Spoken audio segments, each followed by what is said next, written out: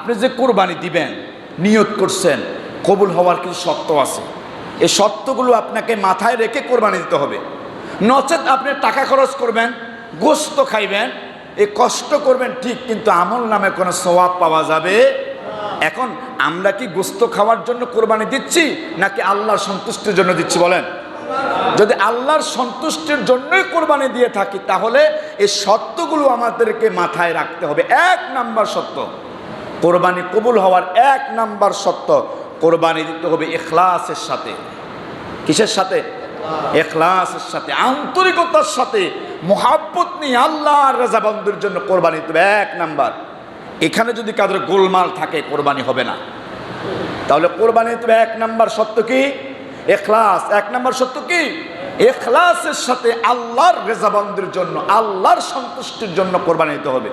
আল্লাহর সন্তুষ্ট ছাড়া কেউ যদি কোরবানি দেয়, এটা 10 লক্ষ নয়, এটা 1 কোটি টাকার পশু হলো আল্লাহর দরবারে 4 পয়সার মূল্য।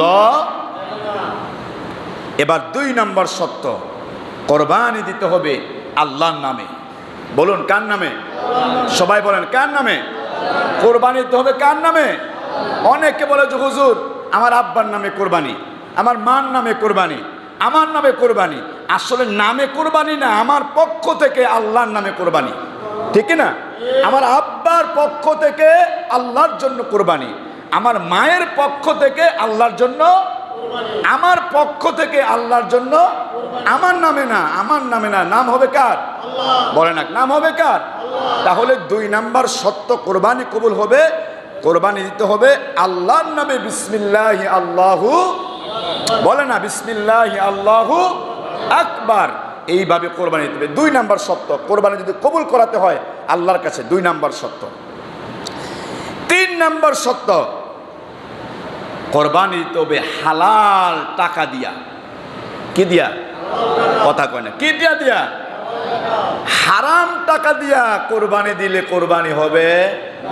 সুদের টাকা দিয়ে কোরবানি দিলে কোরবানি হবে?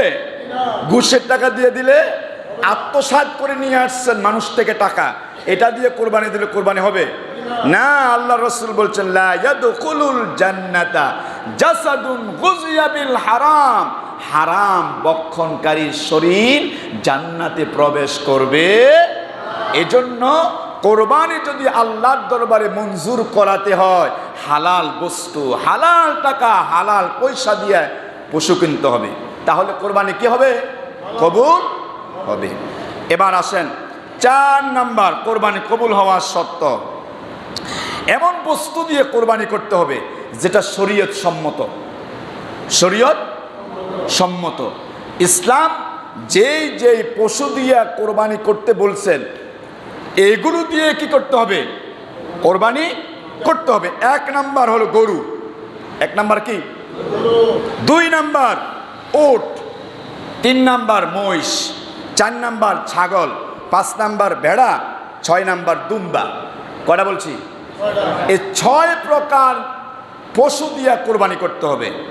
ইসলাম যেটাকে অনুমতি দিয়েছেন, ইসলাম যেই যেই পশুগুলো দিয়ে কোরবানি করতে বলেছেন, এই 6 প্রকার পশু ছাড়া অন্য কোনো প্রাণী দিয়ে কোরবানি করলে কোরবানি হবে না।